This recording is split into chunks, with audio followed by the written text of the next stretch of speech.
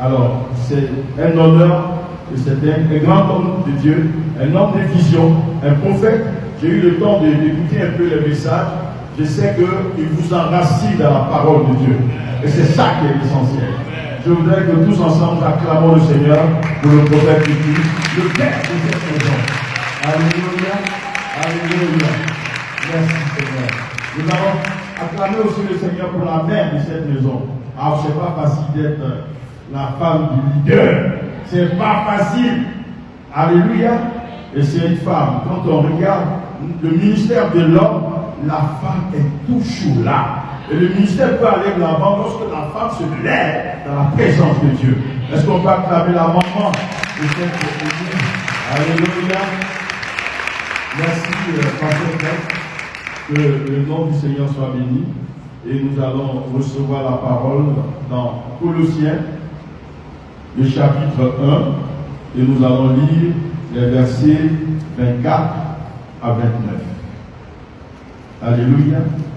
Je voudrais inviter le peuple de Dieu à se tenir debout pour recevoir la parole qui nous a créés.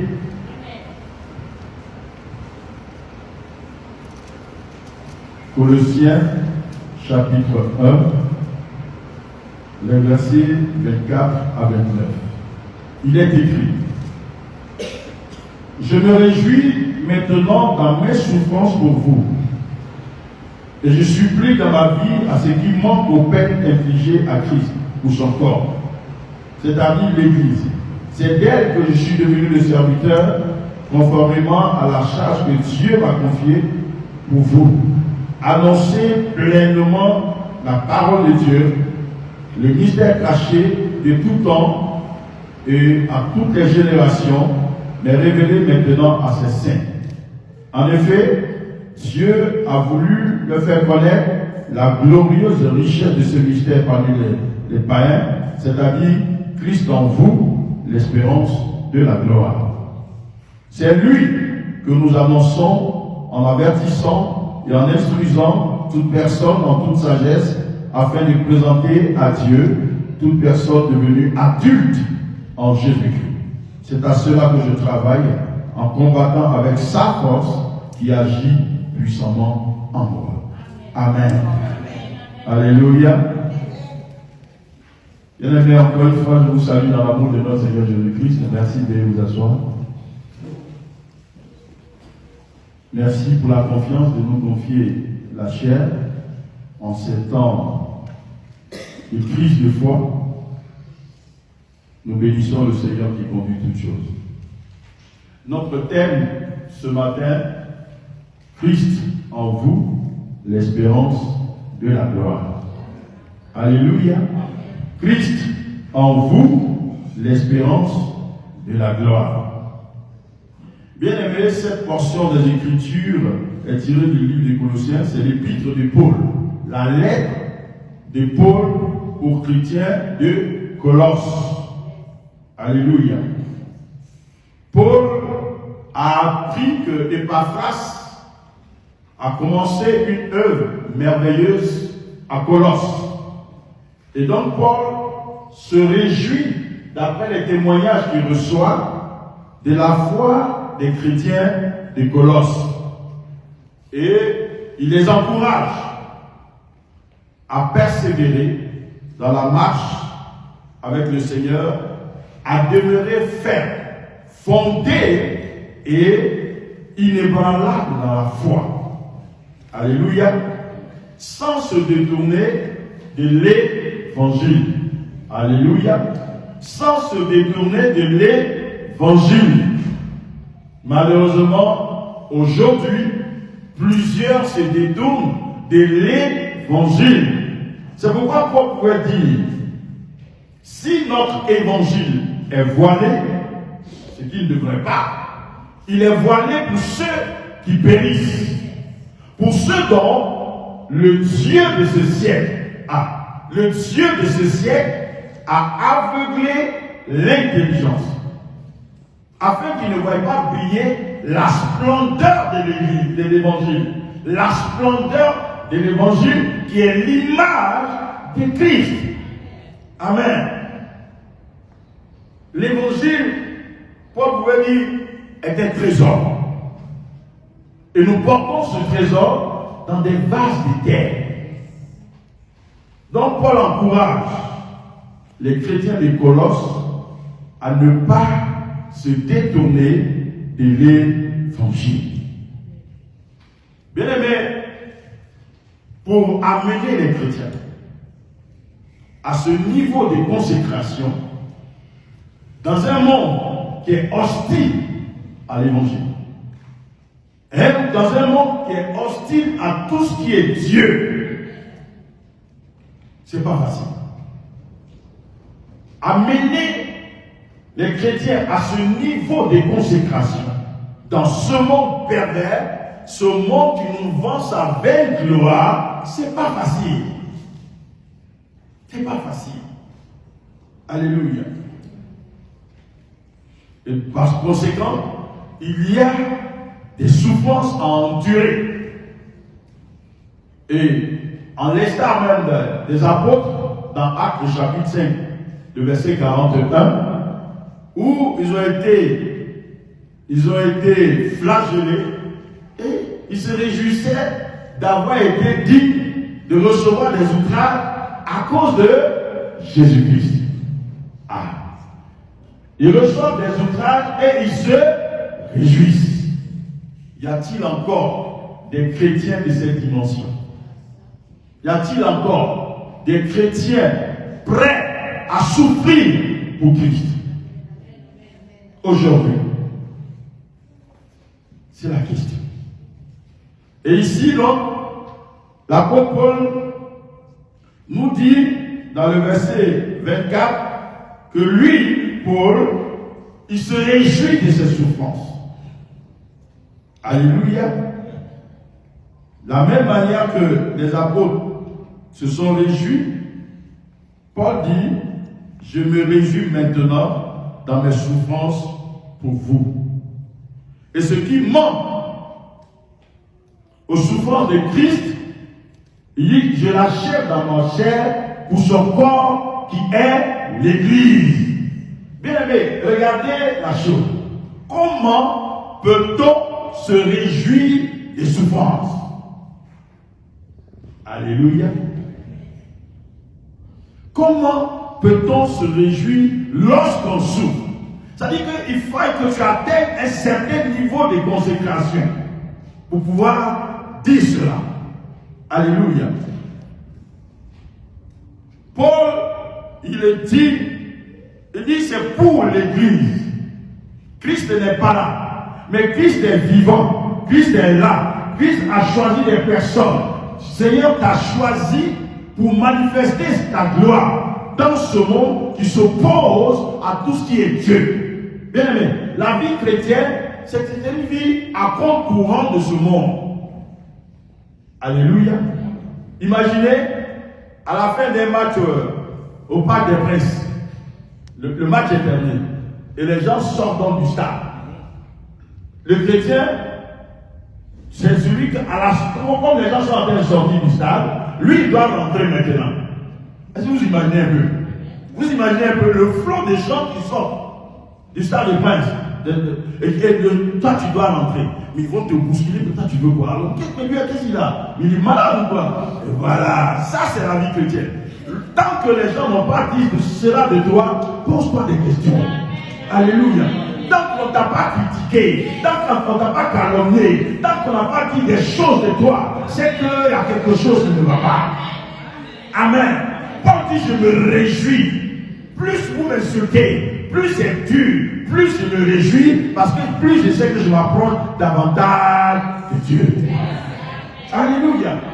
Quand le monde commence à dire, mais cette sœur-là, elle exagère, elle parle de quoi? C'est toi ceux qui connaissent Jésus? Alléluia. Quand le monde commence à parler comme ça de toi, le ciel se réjouit de toi. Alléluia. Gloire au Seigneur. Paul dit, il se réjouit. Il dit, c'est à cause de l'Église que Dieu lui a donné le ministère. C'est à cause de l'Église. Et lui, Paul, Dieu l'a appelé, Dieu l'a choisi pour annoncer pleinement la parole de Dieu. Alléluia. Bien aimé, c'est très intéressant.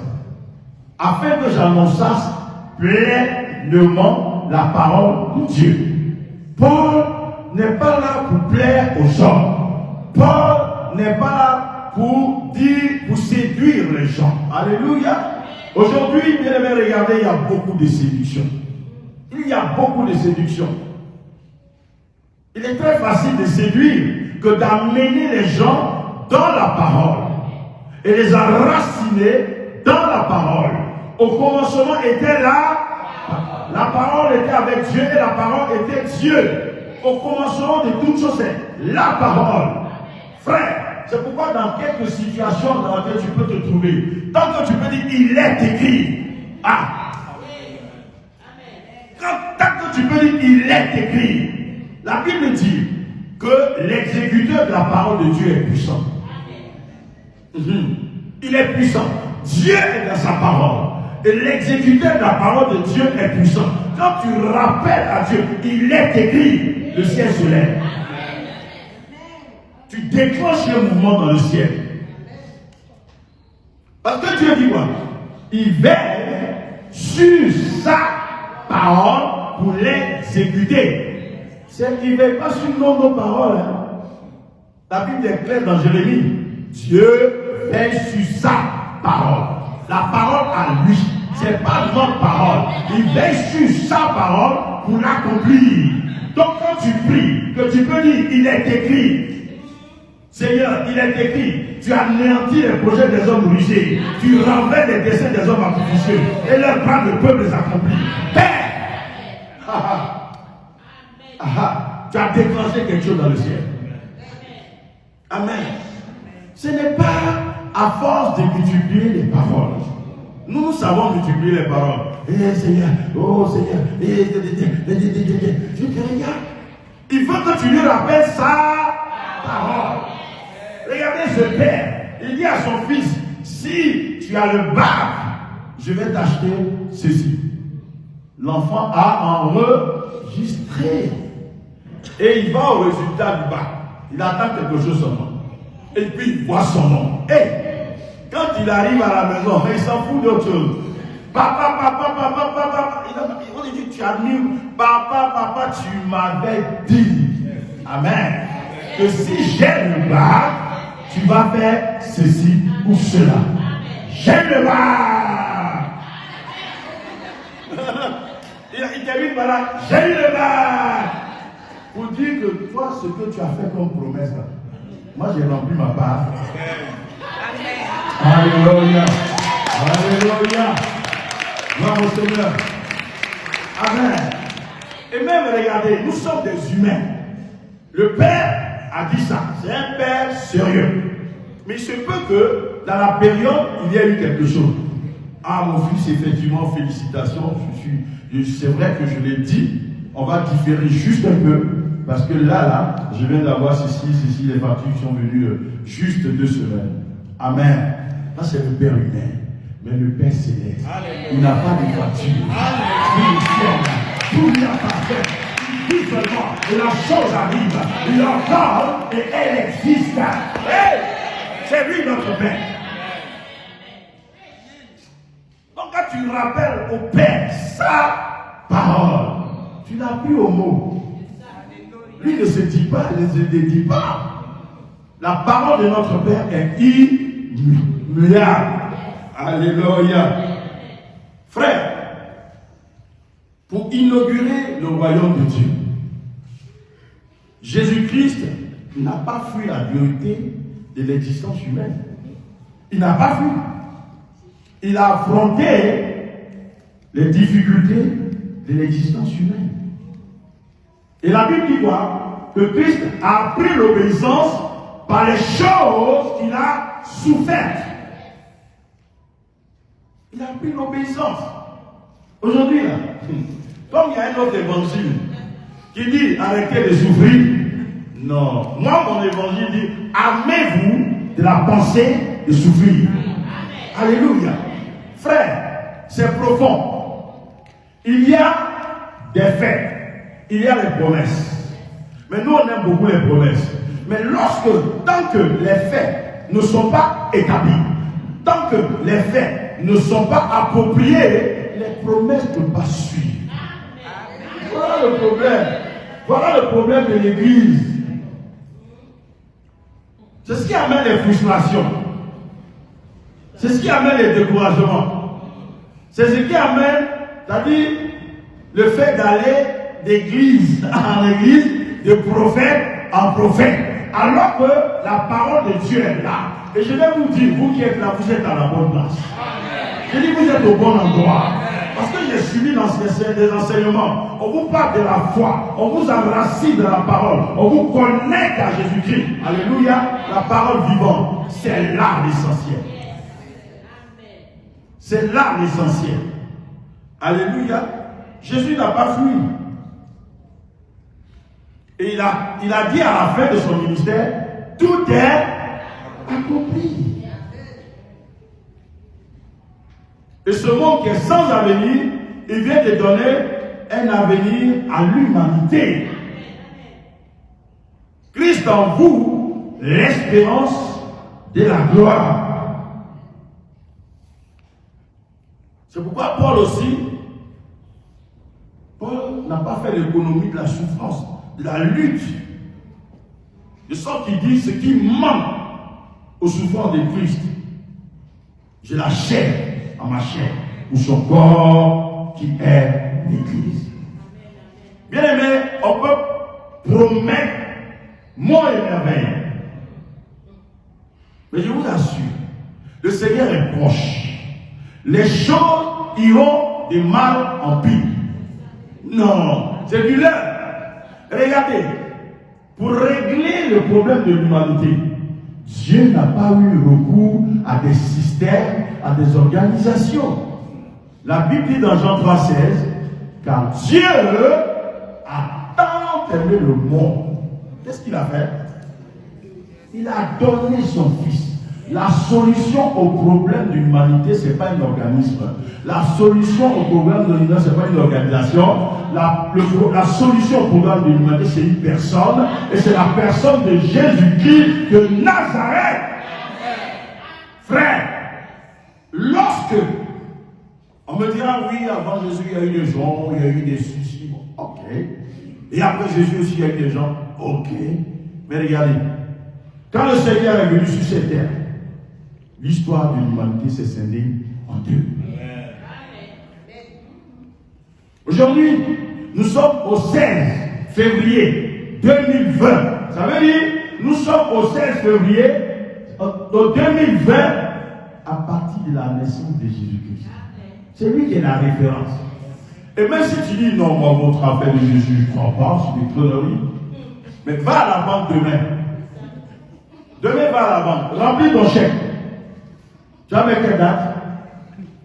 Tu as mis 17 février 2020. Implicitement, tu as dit 2020 ans après Jésus-Christ. Il est la référence. Et même si tu ne crois pas encore, tu vas n'importe où te demander ton dans ta date. En France, c'est très courant. Au date de naissance, je suis né le 22 décembre 1995, 95 ans après Jésus-Christ. Il est la référence. Même si tu ne crois pas, si tu dis que tu as un autre calendrier, va demain à la banque, fais ton chèque à ton calendrier. Ils ne vont pas te payer, même si tu as l'argent dans ton compte. Ils vont te dire que tu n'as pas donné la bonne référence. Tu n'as pas dit Jésus-Christ. Donc tu ne peux pas avoir ton argent à toi. C'est la référence. C'est Jésus-Christ de Nazareth. Alléluia. Gloire au Seigneur. Bien aimé, le plan de Dieu, parce qu'on traite de Christ en vous. Le plan de Dieu, Dieu ayant créé l'homme, d'après un conseil divin. Parce que pour créer l'homme, ça a été un conseil divin. Quand il créait les plantes, quand il créait les animaux, qu'il créait les poissons, il s'adressait directement à la source. Que les eaux produisent, que la terre produise. Donc chaque chose créée sort de sa source. Alléluia. Dieu s'adresse à la source de la chose créée. Et la chose vient à l'existence. Amen. Mais quand il était question de créer l'homme, dans Genèse 26, il est dit quoi? Créons l'homme, créons. Il y a un conseil divin. Créons l'homme à notre image, selon notre ressemblance. Alléluia. Donc la source de l'homme, c'est qui? La source de l'homme, c'est Dieu. Amen. La source de l'homme, c'est Dieu. Et l'homme a été créé à l'image de Dieu. Frère, quand vous prenez une plante qui a pour source la terre, quand vous déterrez cette plante, qu'est-ce qui arrive? La plante meurt. Pourquoi? Parce qu'elle est détachée de sa source. Amen. Alléluia. Quand vous prenez un poisson, sortez-le de l'eau. Les instants qui suivent, le poisson fait quoi? Il meurt. Pourquoi? Parce qu'il est sorti de sa source. Mais l'homme qui n'est pas connecté à son Dieu, quoique vivant, il est mort. Et la mort spirituelle est plus grave que la mort physique. Parce que l'enjeu de notre adoration, c'est l'éternité.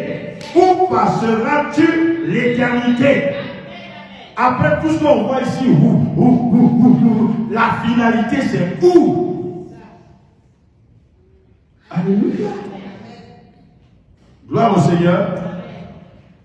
Et quand vous parlez, vous prenez le psaume 8, le verset 5. Nous allons lire le verset 5 au verset 7, le psaume 8. Alléluia. Nous allons voir, nous allons entendre ce que le Seigneur, la parole de Dieu dit concernant l'homme. Mais qu'est-ce que l'homme? Pour que tu te souviennes de lui. Et le Fils de l'homme, pour que tu prennes garde à lui. Écoutez, tu l'as fait de peu inférieur à Dieu. La parole te dit que tu as été fait de peu inférieur à Dieu. Et tu l'as couronné de gloire et de magnificence. Tu l'as couronné de gloire et de magnificence. Amen. Bien-aimés, voilà comment Dieu nous a créés. Puis le péché est intervenu. Et la Bible dit quoi? Dans Romains 3, 23, car tous ont péché et sont privés de la gloire de Dieu. Nous étions couronnés de gloire. Nous avons perdu cette gloire par le péché. Amen. Et si vous lisez bien la parole de Dieu, dans l'évangile de Luc, au chapitre 4, lors de la tentation, chapitre 4, verset 5 à 7, vous allez vous rendre compte que le diable a dit quelque chose qui devait encourager les chrétiens. Oui. Le diable a dit à Jésus, il lui a montré la gloire du monde, de ce monde-là. Il dit, si tu te prosternes devant moi, je te donnerai toute la gloire de ce royaume. Vous entendez ça? Si tu te prosternes devant moi, je te donnerai la gloire de tous ces royaumes-là. Et puis il dit, car elle m'a été donnée. C'est ça, je vous dis, voilà, c'est ça qui m'intéresse. Il reconnaît qu'il n'est pas propriétaire de cette gloire. Car elle m'a été donnée. Adam qui avait cette gloire me l'a donnée. Donc maintenant je la donne à celui qui se prosterne devant moi. C'est pourquoi tout le monde court vers lui. Mais il a été honnête. Il dit car elle m'a été donnée. Donc il y a un propriétaire vrai. Alléluia. Regardez, quand tu as un certain niveau de connaissance, tout de suite les gens vont t'approcher. Bon, écoute, il y a un ordre qui est là, est-ce que tu peux rentrer? À partir de là, tu vas gravir vite les échelons et tatata. On te met dans des moments ésotériques. Alors que toi, ton Père Céleste t'a couronné déjà de gloire. Amen. Alléluia. Elle m'a été donnée. Bien aimé, malgré le péché, Dieu n'a cependant pas abandonné son projet d'être avec l'homme. Vous savez que dans le jardin d'Éden, il venait converser avec Adam. Il avait une intimité avec Adam. Dieu n'a pas abandonné ce projet. Et tout au long de l'histoire de l'humanité, Dieu s'est toujours manifesté à plusieurs reprises, de plusieurs manières. Alléluia.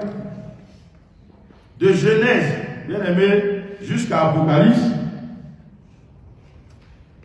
c'est la parole de Dieu. Mais quand vous regardez de Genèse à Malachie, Dieu a toujours manifesté son désir d'être avec l'homme. Que ce soit avec Abraham, avec Isaac, Jacob, avec Moïse. On a vu Dieu en action. Avec les prophètes, il choisit un et il manifeste sa gloire. Dieu s'est toujours manifesté. Parce qu'il s'est choisi un peuple, et la première église, le peuple hébreu, et au travers de ce peuple-là, Dieu s'est manifesté de plusieurs manières, à plusieurs reprises. Alléluia. Et arrivé à Malachie, il y a eu un silence. De Malachie jusqu'aux évangiles, jusqu'à ce que le Seigneur vienne, il y a eu 400 ans de silence. 400 ans de silence. Dieu était silencieux. Alléluia. Et puis, le Seigneur est venu. Mais, écoutez, quand le Seigneur est venu, il a commencé son ministère à quel âge? À 30 ans. Alléluia. 400 ans de silence. Avant que le ministère ne commence, pour que nous soyons libérés, ça fait 430 ans. Amen. Alléluia. Ça fait 430 ans. Regardez le peuple hébreu. Dieu dit, vous serez en exil, en esclavage, pendant 400 ans. Hein? Ils sont partis. Ils sont sortis à quel âge? 430 ans. Est-ce que vous comprenez? 430 ans, 430 ans. C'est la révélation de Dieu pour notre délivrance. Alléluia. Et Dieu s'est manifesté. La Bible dit dans Hébreux 2, verset 14 à 15, puisque les enfants participent au sang et à la chair, parlant de Jésus, il y a également participé lui-même, afin que par sa mort, écoutez bien, il délivra tous ceux qui par crainte de la mort étaient retenus toute leur vie dans la servitude. Amen. Il a délivré, c'est fini. Et Colossiens 1, 26, 27, nous parle justement de ce mystère. Alléluia. C'est un mystère. Gloire au Seigneur. Et la définition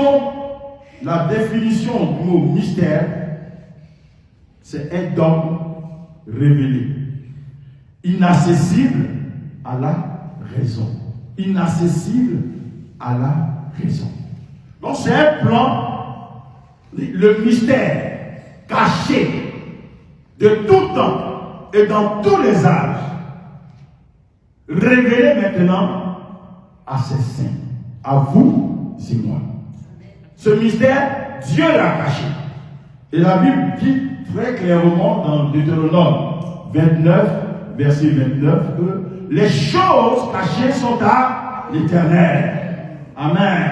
Mais les choses révélées sont à nous et à nos enfants. Bien aimé, c'est pourquoi il est important d'intéresser les enfants à la chose de Dieu.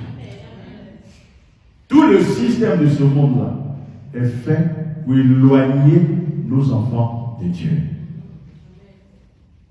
Et nous-mêmes, vous voyez qu'il est plus facile de passer 3 heures sur Facebook Et on ne peut pas lire 15 minutes la Bible.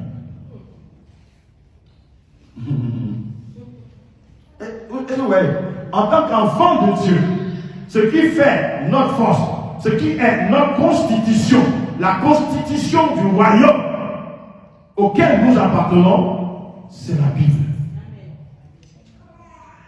Mais quel citoyen du royaume qui ne connaît pas la constitution du royaume?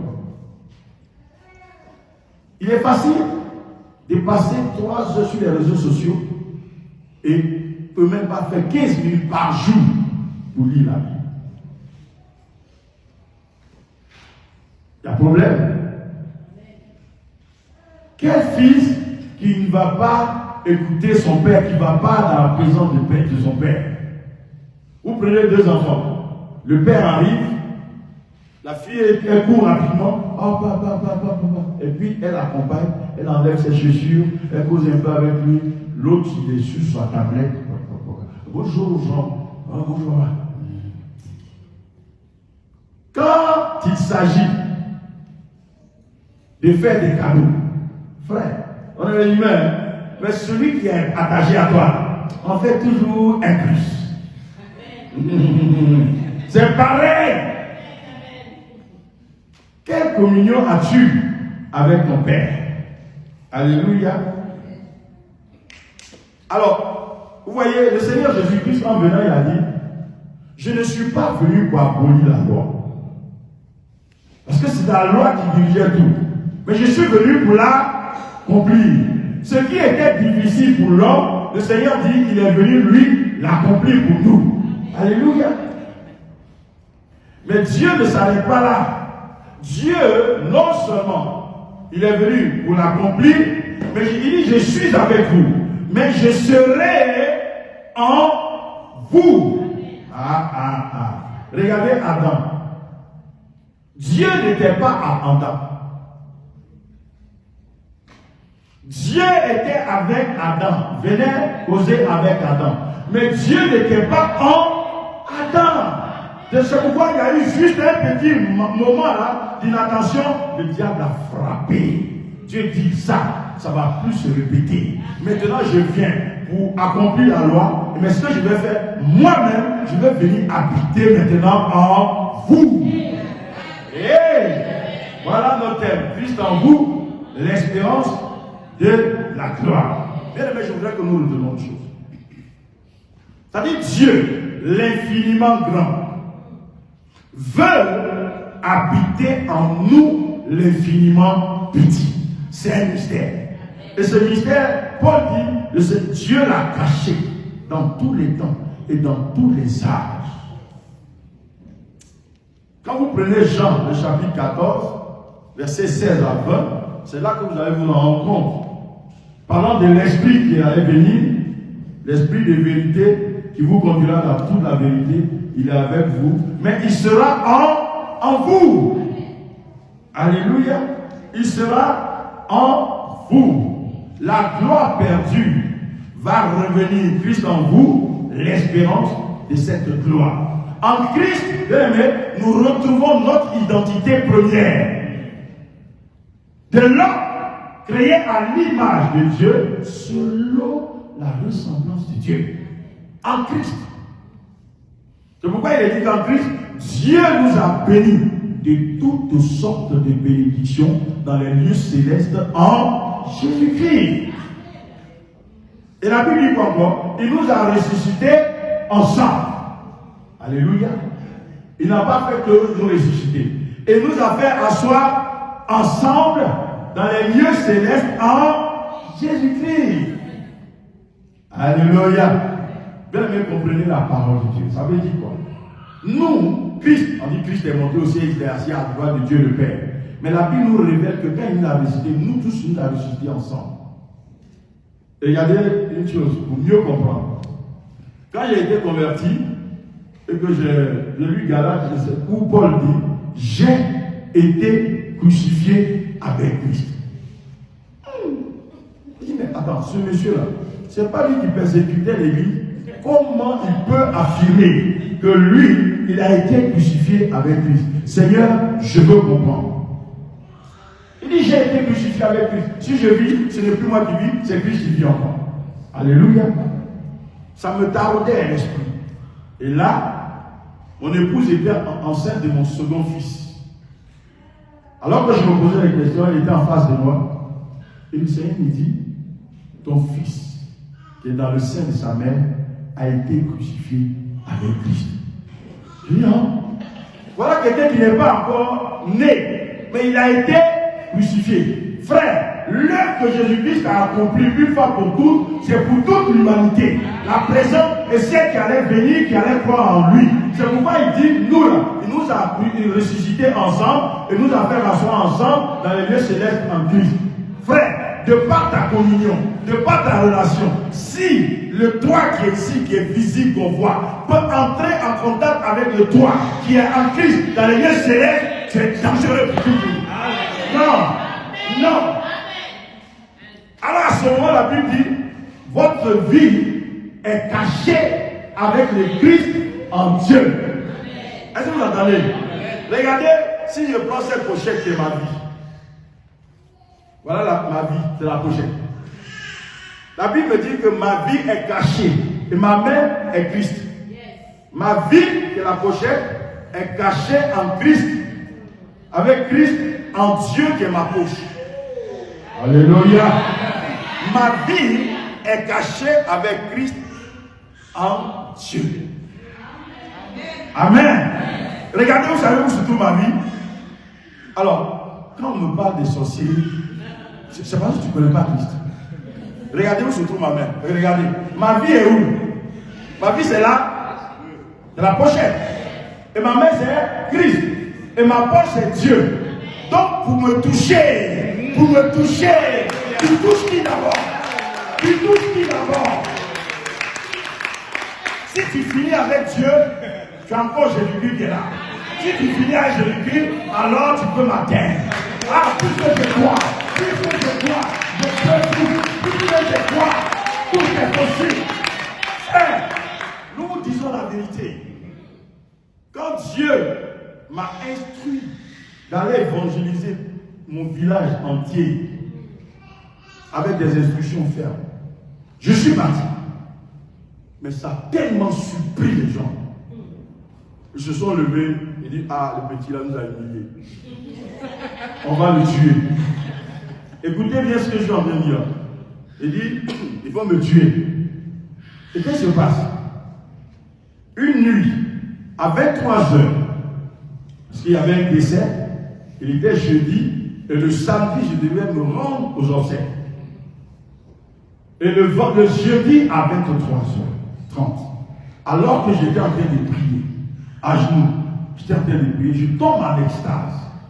Je me vois sur un grand écran, plus grand que ça, arriver au village, au lieu des obsèques. Et le lieu où tout le monde se rassemble. Donc je me vois, j'assiste, je regarde, je me vois avancer.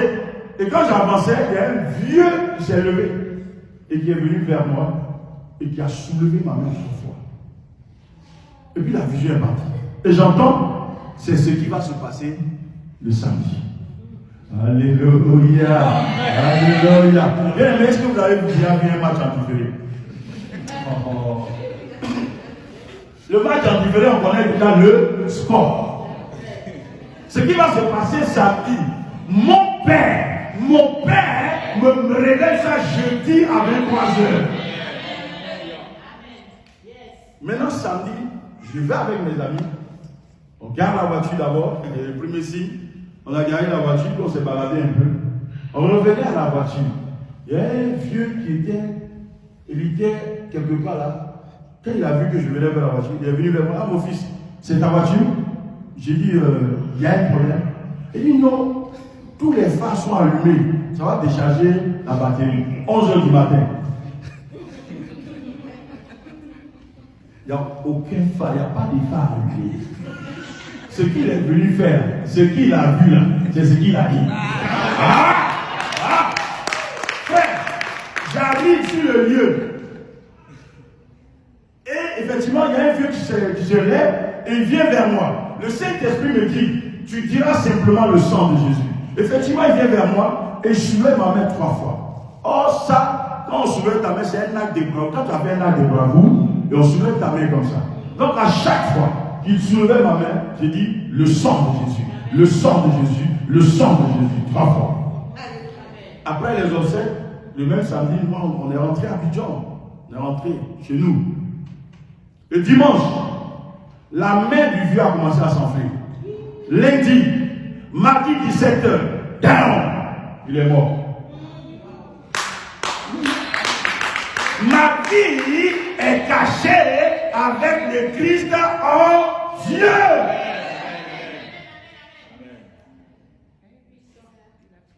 Alléluia. Frère, regardez bien, avant la venue du Saint-Esprit, Dieu n'était pas en l'homme. Je voudrais que nous comprenions. Dieu, il choisissait des hommes. Et la Bible dit, très souvent, vous allez voir, l'Esprit descendu sur moi. L'Esprit me saisit. Vous allez voir ça. Amen. Dieu n'était pas en tous ces hommes. Et c'est pourquoi il est dit dans 1 Pierre, alléluia, 1 Pierre, le chapitre 1, les versets 11 à 12, et vous allez voir. Gloire au Seigneur. La Bible dit quoi? 1 Pierre 1, 10 à 11. On va voir. Les prophètes qui ont prophétisé touchant la grâce qui vous était réservée. Les prophètes ont prophétisé touchant la grâce qui vous était réservée. Cette grâce nous était réservée. Vous entendez ça? On fait de ce salut l'objet de leurs recherches et de leurs investigations.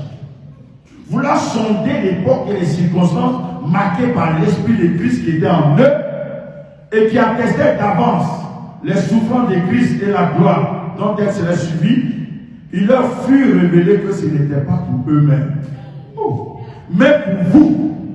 Ah, il n'y a pas eu amen. Amen.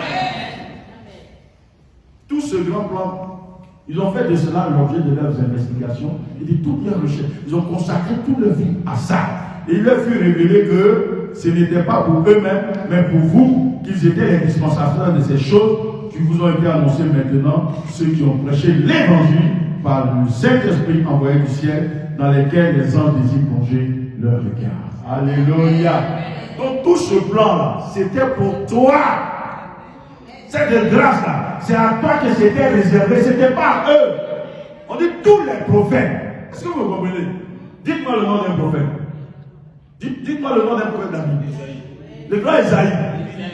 Et quand Élie, Ézéchiel, Esdras, tout cela, tout ce qu'ils ont prophétisé là, on dit la grâce, tout ce qu'ils ont prophétisé touchant la grâce, on disait que ce n'était pas pour eux, mais c'était pour toi et moi. Quelle grâce! Quelle grâce! Amen. Quelle grâce! Alléluia. La Bible dit que nous sommes l'ouvrage de Dieu. Dans Éphésiens 2, verset 10. Nous sommes l'ouvrage de Dieu. Pour des choses que Dieu a d'avance préparées. Des choses que Dieu a d'avance préparées pour que nous les pratiquions. Alléluia. Frère, Dieu a préparé pour toi de grandes choses. Des choses que Dieu s'est déjà fait. Donc souvent, bien aimé, quand on est dans nos prières, Seigneur donne-moi, Seigneur donne-moi, Seigneur donne-moi. Et puis ce qu'on demande là, ce n'est rien à côté de ce qu'il a déjà préparé. Mon peuple périt par manque quoi?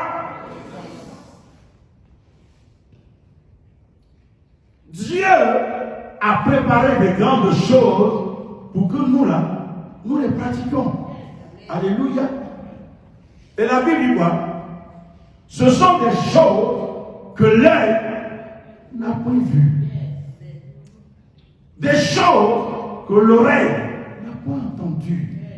Des choses qui ne sont pas montées au cœur de l'homme. Des choses que Dieu a d'avance préparées pour vous.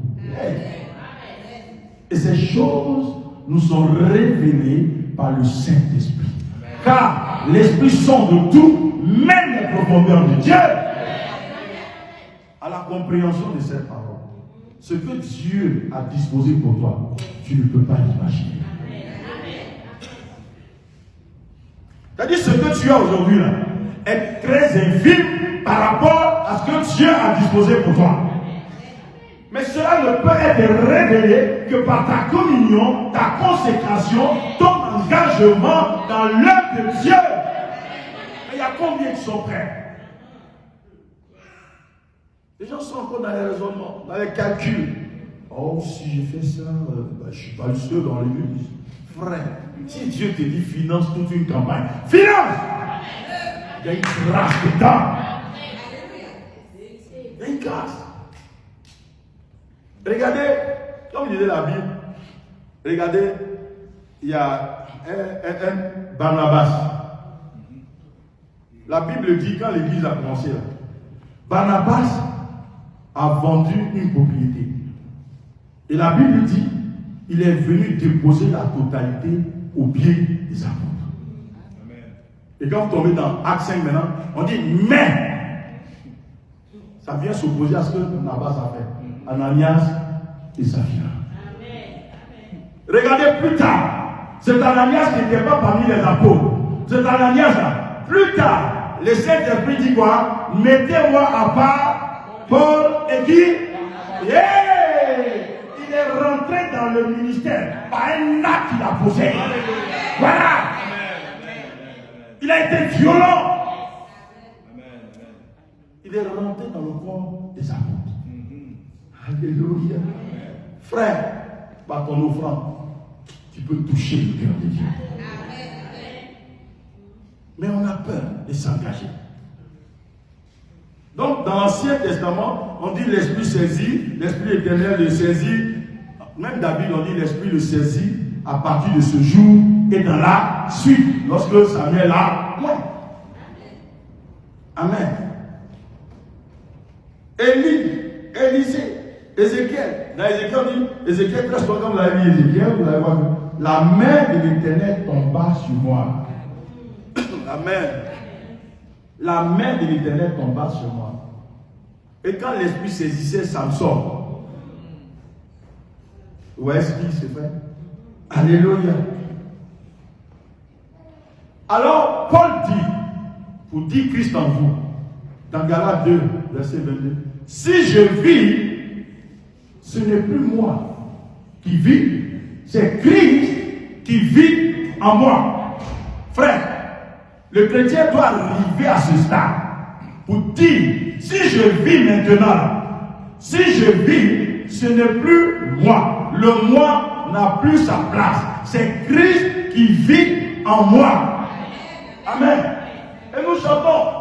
Ce n'est plus moi qui vis. Alléluia. C'est Jésus qui vit en moi. Ce n'est plus moi qui vis. Alléluia. C'est Jésus qui vit en moi. En moi. Oui. Alors, les gars pensent que ça c'est chanson. Entre la chanson et la réalité, c'est autre chose. Amen. Mais est-ce que tu peux t'approprier cette parole et déclarer que si je vis, ce n'est plus moi qui vis, c'est Christ qui vit en moi. Amen. Le cas Paul disait aux Galates, dans Galates 4, 19, pour vous Galates, je crie, je soupire, je pousse les cris de l'enfantement jusqu'à ce que Christ soit formé en vous. Amen. Un bon berger, c'est ça. Il veut que Christ soit formé en chacun de vous. Parce que ce que Dieu a disposé pour toi, ce n'est pas la même chose qu'il a disposé pour ma soeur qui est là. Alors quand nous mettons tous ensemble, mais l'église en feu, la gloire de Dieu est révélée. Alléluia. Voilà ce que Paul dit. Si je vis, ce n'est plus moi le Paul, blasphémateur, orgueilleux là, meurtrier, parce qu'il a approuvé le meurtre d'Étienne, et lui qui avait les vêtements de ceux qui tuaient Étienne. Mais si je vis aujourd'hui, ce n'est plus le même Paul. la personne que vous avez connue par le passé, pharisien, hébreu né d'hébreu, ce n'est plus moi. C'est Christ maintenant qui vit en moi. Bien aimé, pour mieux comprendre, prenons un véhicule. Amen. Je voudrais que vous compreniez, vous appropriez Christ en vous. Ça va changer votre vision des choses. Ça va changer votre vie. Vous prenez un véhicule. Ici même, il y a eu, c'est ici que c'est parti dans tous les cas. Il y a eu un véhicule Citroën 2 chevaux. Non? Il y avait une puissance 2 chevaux là. Il y en avait. Ok, on va prendre cet exemple simple. Parce que nous sommes faibles. Amen. Vous prenez donc une voiture, un véhicule 2 chevaux. Et vous vous enlevez de la carcasse, vous enlevez le moteur de 2 chevaux. Amen. Et vous mettez à la place un moteur de Formule 1. Hey! Vous connaissez la puissance des moteurs de Formule 1? C'est à partir de 800 chevaux. Hein? Vous enlevez de la carcasse le moteur de 2 chevaux et vous prenez la puissance, le moteur d'une voiture Formule 1 et vous mettez dans la carcasse de 2 chevaux. La 2 chevaux va à quelle vitesse? Elle va désormais à quelle vitesse? Voilà tout le sens de Christ en vous, l'espérance de la gloire. Le véhicule, la carcasse, on voit que c'est la carcasse des chevaux. Mais le moteur qui est à l'intérieur, c'est Formule 1. Alors vous voyez le gars qui est dans sa BMW X6 et qui est sur l'autoroute. Et puis voilà, la voiture 2 chevaux. Boum! Et il attaque, qu'est-ce qui se passe? Frère, c'est ça. Parce que l'impossible devient maintenant possible. Les choses ont changé. Parce que celui qui est en toi est plus fort, il est plus grand que celui qui est dans le monde. Alléluia. Alléluia. Christ en vous, l'espérance de la gloire. Voilà tout le sens de la chrétienté. Christ en vous, l'espérance de la gloire, c'est le sang de l'évangile. Alors, vous voyez, quand on dit, il y a un cantique, je ne sais pas si vous avez chanté ça aussi ici. J'ai la vie de Dieu en moi. J'ai la vie de Dieu en moi. J'ai sa vie, sa nature, sa capacité. Hein? Alléluia. Tu as la capacité de Dieu. Et puis tu es toujours dans la défaite. Voilà le problème. Dieu veut nous faire comprendre l'amour qu'il a pour nous. Et ce qu'il a accompli en Jésus-Christ, qu'il veut que nous continuions. En fait, Christ devient en toi. Ce n'est plus ta puissance. Paul pouvait dire dans 2 Corinthiens 3:5, ce n'est pas dire que nous soyons capables de quelque chose, mais notre capacité au contraire vient de Dieu. Alléluia. C'est pourquoi j'ai aimé le cantique du début là. Parce que je crois. Je dis à la montagne, oh toi de là. C'est une réalité. Et c'est le projet de Dieu pour l'humanité. Mais il y a combien qui sont prêts à rentrer dans cette dimension pour manifester la gloire de Dieu? Alléluia. Dans ton environnement, Christ doit être manifesté. Souvent, tu n'as pas besoin de parler. Parce que quand tu es là, les gens disent, quand tu es converti là, en général, les amis, les collègues, on parle de tout et de rien. Mais quand ils sont dans un domaine où ils sont en train de discuter, que eux ils te voient arriver, il y a un qui va dire, ah attention, le pasteur arrive. Alléluia. Et puis le pasteur arrive. Changeons de sujet, changeons de sujet. Alléluia. Parce que tu déranges. Ce qui est dans toi là ne peut pas le plaire. Frère, c'est quoi quand tu es converti? Tu es vraiment converti, tu ne peux plus avoir les mêmes amis. Quelqu'un me dit amen. Dis-moi amen encore. Tu ne peux pas avoir les mêmes amis. Moi, quand j'étais converti, tous mes amis sont partis. 2 ans plus tard, c'est eux qui sont aujourd'hui les pasteurs de mon église, à l'intérieur, ils sont les anciens, ils sont les gars, ils sont revenus parce qu'ils ont vu. Ils ont vu. Frère, nous devons imposer Christ. Mais si tu te plais en compagnie de tes anciens amis, il y a quelque chose qui ne va pas. Amen. Quand tes amis disent, mais Pascal, tu l'as vu? Oh, Pascal, c'est fini, il est perdu. Il n'est plus intéressant. C'est que tu es agréable à Dieu. Amen. Alléluia. Christ en toi. Mais quand Christ vient en toi, il vient à moitié. Il vient à moitié. Il vient avec sa nature. Il vient avec sa capacité. Il vient avec sa puissance. Alléluia. Alléluia. Alléluia. C'est ça, Christ en vous, l'espérance de la gloire. Ta nouvelle capacité, c'est la capacité de Dieu. Ce n'est plus toi, mais c'est Dieu qui opère au travers de toi. Frère, je voulais dire à quelqu'un ce matin, la prise de conscience de la présence permanente de Dieu en toi induit une nouvelle mentalité. Et c'est ce qui est dit dans Romains 12, 2. Ne vous conformez pas au siècle présent, mais soyez transformés par le renouvellement de l'intelligence, afin que vous discerniez ce qui est bon, agréable et parfait. Quand Christ en toi, frère, tu ne peux pas prendre des décisions à la hâte. Quand Christ en toi, il va te conduire dans la voie que tu vas suivre. Il va te conduire dans le chemin que tu dois emprunter. C'est lui qui dirige ta vie désormais. Frère, écoutez-moi. Un homme est conduit que par ce dont il est rempli. Si tu es rempli de colère, c'est la colère qui va te conduire. Je ne sais pas si quelqu'un a vu quelqu'un qui est sous, qui a bu jusqu'à il est sous. Qui l'a vu? Même dans les réseaux sociaux. Le gars il décale quand il te voit dire. Il est conduit par l'alcool.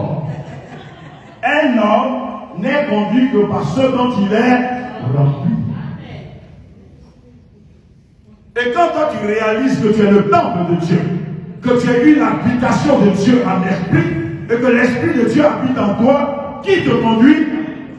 C'est pourquoi il est dit dans Romains 8, 14, tous ceux qui sont conduits par l'esprit de Dieu sont fils de Dieu. Alléluia. Frère, il y a une nuance, une différence entre enfant et fils. Tous ceux qui sont à l'église ne sont pas fils de Dieu. À tous ceux qui l'ont reçu, il y en a même qui ne sont même pas enfants de Dieu. Or, la Bible dit à ceux qui l'ont reçu, à ceux qui croient en son nom, il a donné le pouvoir de devenir quoi? Enfants de Dieu. Regardez, vous prenez deux enfants d'une même famille. Il y a un, lui, rien ne l'intéresse, il n'écoute personne, il est toujours dehors. Et vous, et puis il y a un qui est toujours là, il est toujours petit soin, il est très attentionné, correct. Vous voyez, et vous invitez les gens à la maison.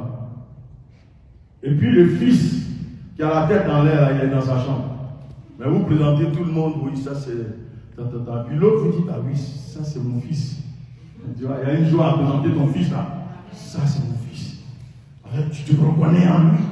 C'est mon fils. Et puis pendant que les invités sont là, l'autre il descend de sa chambre. Et puis tu peux toi-même le présenter à des problèmes. Et c'est les invités qui demandent, et celui-là, regarde, ça c'est un de mes enfants. Amen. C'est ce que nous faisons, ça c'est le plan humain. Mais c'est ça. Dieu, il va faire la différence entre celui qui le sert et celui qui ne le sert pas. C'est le temps de la gloire de Dieu. C'est le temps de la manifestation de Dieu. C'est le temps où Dieu va faire la différence. Et Dieu cherche ses fils, des filles, des fils de Dieu.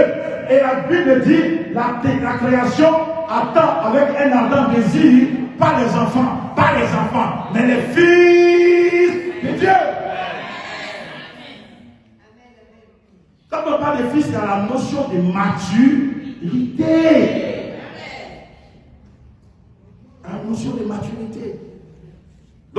t'appropries cette parole et tu commences à vivre, ça t'induit une nouvelle attitude, une nouvelle manière de penser, une nouvelle manière de voir les choses. Et ce dont, comme le Corinthiens l'a dit dans 2 Corinthiens 5:17, si quelqu'un est en Christ, il est une nouvelle créature. Les choses anciennes sont passées. Et toutes choses sont devenues nouvelles. En qui? En Jésus-Christ. Alléluia. On a un ami qui était converti là. Il a pris un crédit et il va dire à la personne, comme je suis une nouvelle créature, les choses anciennes sont passées. Son crédit qu'il a pris quand il était dans le monde, là, c'est passé, il a menti. Même Zaché n'a pas fait ça. Zaché au contraire. Il dit, il est donné.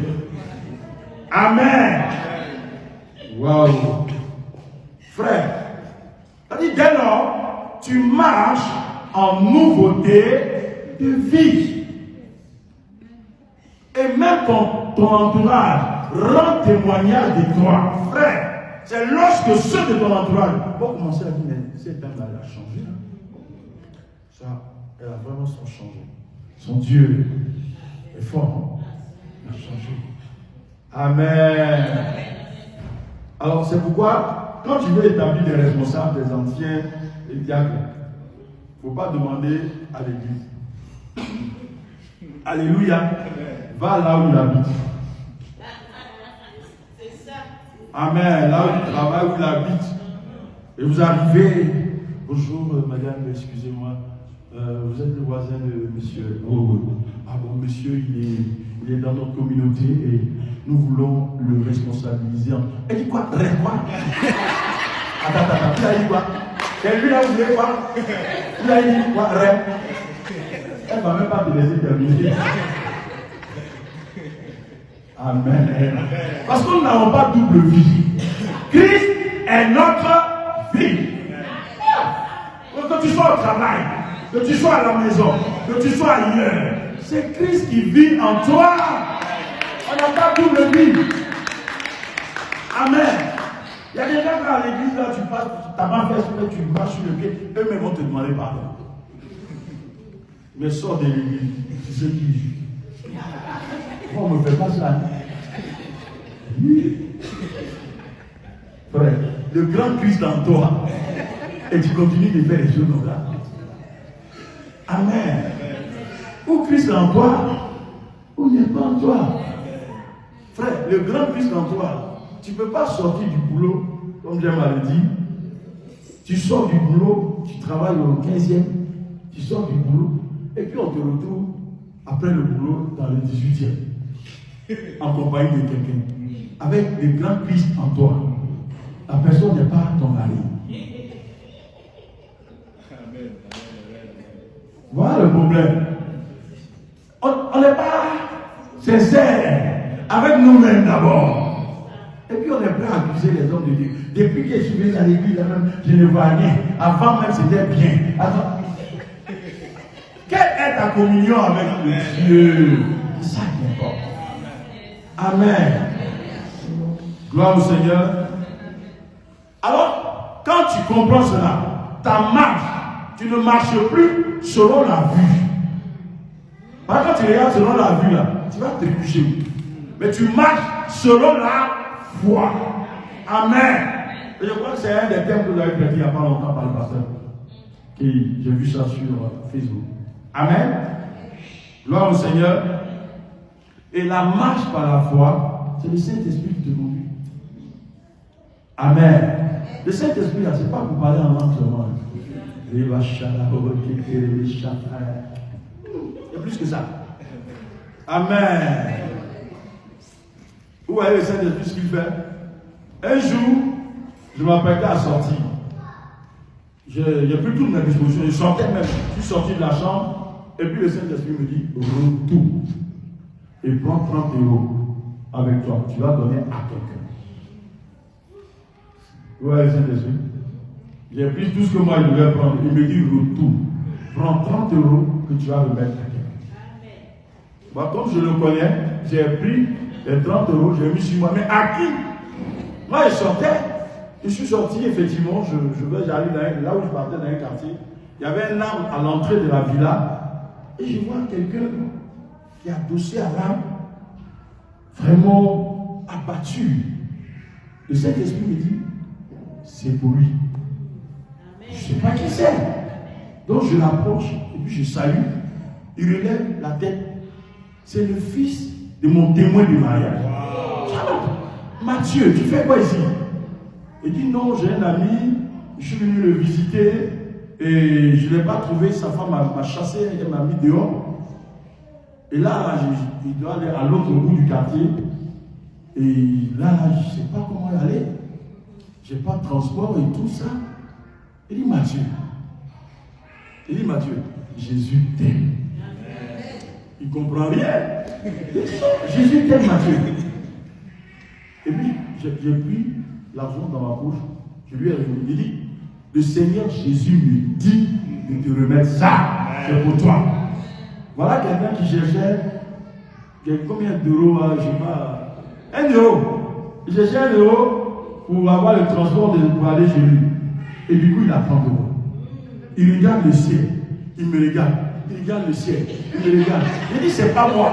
C'est Jésus qui m'a ordonné de te remettre cet argent. Voilà ce que le Saint-Esprit fait aussi. Amen. Le Saint-Esprit me dit, au lieu de dire des choses sur la sœur, non, elle a toujours les mêmes habits, va, rentre à Zara, HTM, rentre, et puis tu achètes, et tu jettes non, ma sœur, le Saint-Esprit m'a dit de te remettre. Le ciel a un choix pour toi. Frère, quand tu es conduit par l'Esprit, on ne te demande pas pardon. On ne te demande pas pardon pour payer la dîme. Non. C'est une joie même du coup. Parce que c'est la partie qui appartient à l'Éternel. Amen. Gloire au Seigneur. Christ en vous, l'espérance de la foi, la gloire. Or, la gloire, bien aimé, c'est la marche par la foi. Ou des choses que Dieu a préparées pour toi. Il y a un homme de Dieu qui a dit une vérité. Il a dit l'endroit le plus riche de la terre, ce n'est pas les États-Unis. Ce n'est pas le nord où nous on va sur les eaux pour venir. Amen. Mais l'endroit le plus riche, c'est le cimetière. Parce que c'est au cimetière que Dieu a donné des projets à des hommes qui ne les ont jamais accomplis et qui sont morts enterrés avec ces projets. Frère, tu ne peux pas imaginer. Et regardez, quand Christ vient en toi, il y a quelque chose qui se passe. De la même manière, quand il est rentré dans le temple à Jérusalem, qu'est-ce qu'il a fait? Quand il est rentré dans le temple, il a chassé les trafiquants, les vendeurs, les échangeurs, tout ça. Il les a mis dehors. Mais toi, tu es le temple. Quand il vient, tous les vendeurs, les trafiquants, il y a des démons, des esprits de maladie qui sont en toi. Il va les chasser. Regardez dans la Bible dans Luc. Il rentre dans la synagogue, il voit une femme, la Bible dit, qui était courbée et qui ne pouvait pas du tout se redresser. Pendant 18 ans, elle avait ce problème. Bien aimé, quand vous voyez quelqu'un qui est courbé et qui ne peut pas se redresser, c'est quel problème il a? Il a un problème de colonne vertébrale. Une hernie discale qui l'a envoyé jusqu'à ce niveau. Oui. Et le Seigneur va révéler, quand il a vu la femme, il lui a simplement donné l'information. Femme, tu es guérie de ton infirmité. C'est fini. La Bible dit que la femme se redressa. Une histoire de 18 ans a pris fin en un seul instant. Parce que le Seigneur a parlé. Je ne sais pas quelle situation qui te mine. Je ne sais pas combien de temps ça dure. Mais lorsque le Seigneur prend sa place, il met de l'ordre. Regardez cette femme qui perdait du sang. Pendant combien d'années? 12 ans. Les mamans, quand le sang, même les menstrues arrivent, que ça dépasse une semaine, il y a déjà un problème. Mais une femme qui saigne pendant 12 ans, Vous croyez que c'est quoi? Elle avait un problème de cancer de l'utérus en réalité. Et c'est Luc, celui qui rapporte ça, c'est un médecin. Et Luc, cette femme dit, moi, il suffit que je touche le pan de ça. Et quand elle a touché les ailes, il y a une force qui est sortie de moi. Et quand cette force est sortie, elle est rentrée en quelqu'un. Amen. Alléluia. Et l'histoire de 12 ans a pu faire. Christ en vous, l'espérance de la gloire. Bien aimé, la foi a une source. La foi a une source. Romains 10, 17 le dit. La foi vient de ce que l'on entend. De ce que l'on entend vient de la parole de Christ. Amen. Ce que tu entends, c'est ça qui affecte ta vie. Qu'est-ce que tu entends en longueur de journée? Ça affecte forcément ta vie. Et la foi, selon Dieu, vient de la parole de Dieu. Mais malheureusement, comme il est dit dans 1 Timothée 4, verset 1, que dans l'Esprit dit expressément que dans les derniers temps, les gens abandonneront la foi pour s'attacher à des esprits séducteurs, à des doctrines de démons. Si la base n'est pas la parole de Dieu, frère, il faut te poser des questions. Il y a de la séduction aujourd'hui dans notre génération. Il y a trop de séduction. Mais c'est ce que le peuple de Dieu aime. La séduction. Ils abandonnent la foi. Si tu abandonnes la foi, qui s'assume la parole de Dieu, c'est que tu as abandonné la parole de Dieu. Or, sans la foi, il est impossible d'être agréable à Dieu. Pourquoi tu te plains? Amen. C'est ça qui envoie les découragements, les déceptions. Et dans l'église, il y a beaucoup de blessés de guerre. Parce que les gens ne sont pas enracinés. Ils vont là, tel prophète, et puis le gars les double correctement. Il prend tout son argent, il vide le compte. Le Seigneur m'a dit, oh, je vois la gloire chez toi. Christ en vous, l'espérance de la gloire. Amen. C'est ça qui fait que les gens se promènent. On dit, il y a un prophète qui est venu. Il y a un prophète, il y a un autre qui est venu là-bas. Et puis ça court. Frère, enracine-toi et sois fondé dans la parole de Dieu.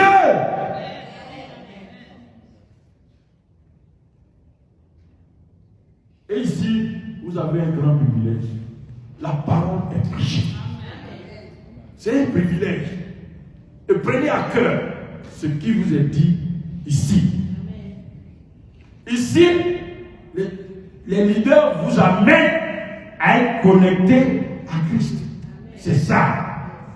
Et dans le verset 28 de Colossiens 1, c'est à lui que nous annonçons, exhortant tout homme et instruisant tout homme en toute sagesse, afin de présenter à Dieu tout homme devenu parfait en Christ. Alléluia. Vous connectez les gens à Christ et la vie de Christ commence à couler au travers d'eux. Et il commence à manifester les dons de l'Esprit. Il commence à manifester les projets de Dieu. Et la personne est transformée. La personne est autre chose. Mais il commence à manifester les choses du royaume de Dieu.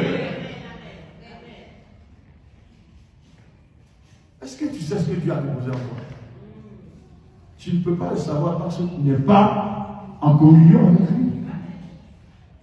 C'est le Saint-Esprit qui va te révéler ces choses. Notre rôle en tant que pasteur, en tant que berger, c'est de vous connecter à Christ, afin que les projets que Dieu a formés pour vous soient manifestés, réalisés pour le bonheur du royaume de Dieu. Il faut que le royaume avance.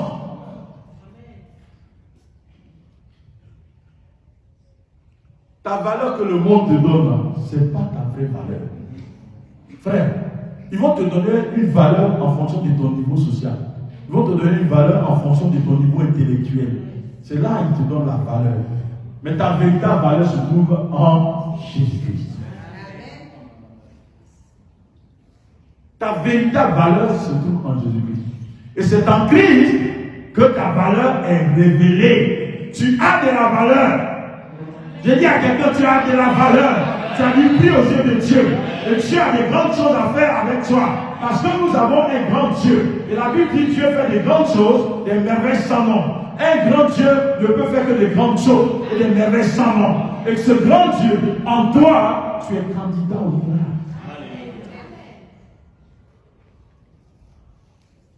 Alléluia.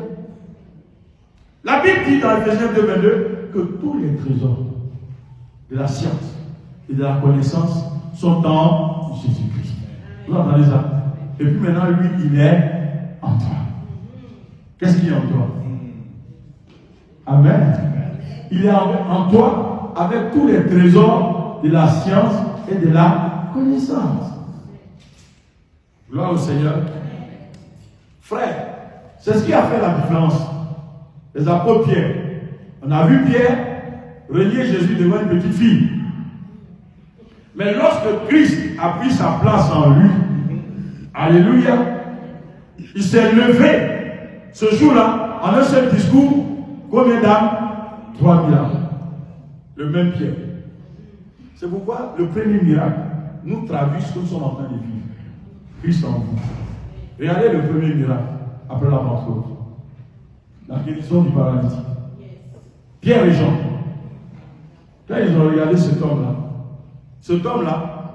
tous les jours, on le mettait, je ne sais pas si c'est dans une charrette ou bien une brouette, et on vient le déposer à la porte de l'église. Depuis tout le temps. Et ceux qui viennent le déposer, après que les gens soient partis, ils viennent le chercher. Et ceux qui gagnaient là, ils partageaient entre eux. Ah, c'est eux qui l'envoient.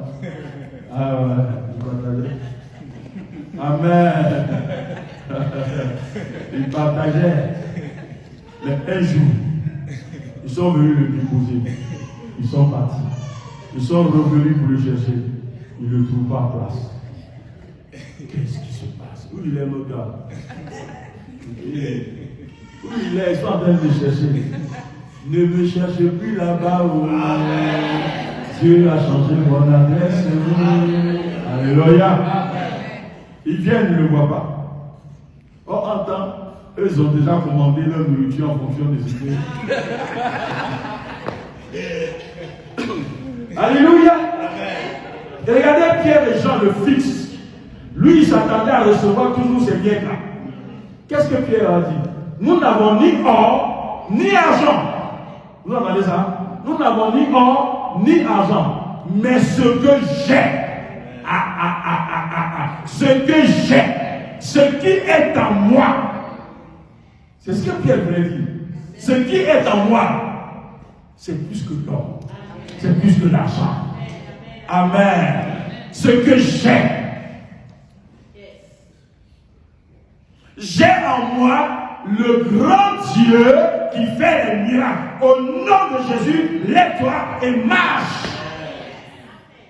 La Bible dit, le prenant par la main d'un bond, le fit lever. Et l'homme qui prie depuis combien de temps était toujours à la porte de l'église? Sa place n'était pas là. Sa place était dans l'église, mais pas en dehors de l'église. La Bible dit quand il est rentré à l'église, il marchait, il sautait et il louait Dieu. Ah, j'aime bien ce refrain-là. Il marchait, il sautait et il louait Dieu. Regardez bien, il marchait, il sautait et il louait Dieu. Amen. Regardez bien, sautant, marchant, sautant et louant Dieu. C'est les trois pas. Moi, c'est le groupe musical va créer un pas de danse avec ça. Marchant, sautant et louant Dieu. Donc le gars pouvait marcher, sauter et louer Dieu. Il est toujours dehors. Frère, j'ai dit à quelqu'un, à partir de ce matin, tu rentres dans une nouvelle dimension de gloire. Tu rentres dans une nouvelle saison. Un jour nouveau s'est levé pour toi. Si tu t'appropries cette parole, je déclare qu'un jour nouveau s'est levé pour toi.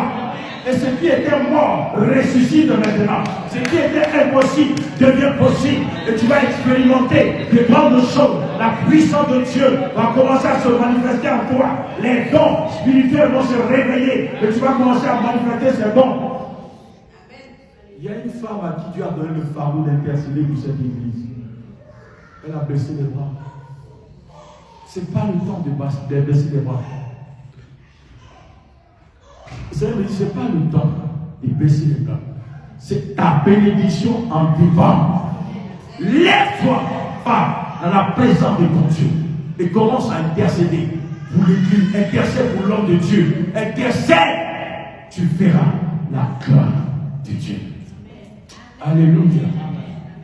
Il y a des gens qui ont des dons spirituels. Les dons sont là. Les dons sont là. Maintenant, il suffit de les activer. Mais ce n'est pas ta compréhension de cette parole que Dieu vient de nous communiquer ce matin. Christ en vous, l'espérance de la gloire. Que Dieu te bénisse au nom de Jésus-Christ de Nazareth. Amen.